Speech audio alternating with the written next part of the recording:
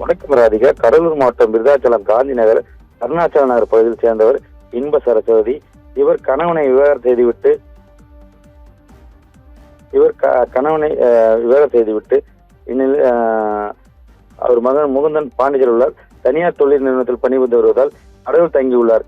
இந்நிலையில் இன்ப சரஸ்வதி கடந்த செவ்வாய்க்கிழமை அன்று சீரடி சாய்பாபா கோயிலுக்கு வீட்டை பூட்டிவிட்டு சென்றுள்ளார்.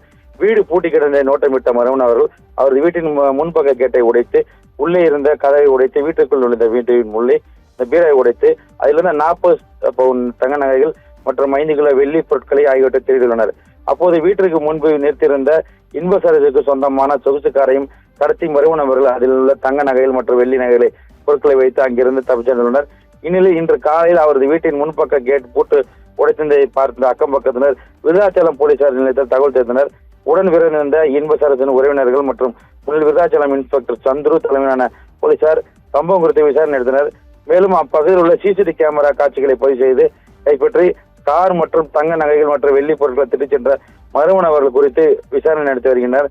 தொடர்ந்து மோப்ப நாய் கூப்பர் வர வைக்கப்பட்டு வீட்டின் உள்ளே இருந்து அப்பகுதி தெருக்கள் வழியாக ஓடிய மோப்ப நாய் யாரையும் கவிப்பிடிக்கவில்லை. மேலும் தடவியல் நிபுணர்கள் வந்து தடயங்களை சேகரித்தனர். இச்சம்பவம் குறித்து புகார் விருதாச்சலம் போலீசார் வழக்கு செய்து விசாரணை. அதே போன்று காரும் நகையும் கொள்ளை சம்பவம் அப்பகுதியில் பெரும் பரபரப்பை ஏற்பட்டிருக்கிறது.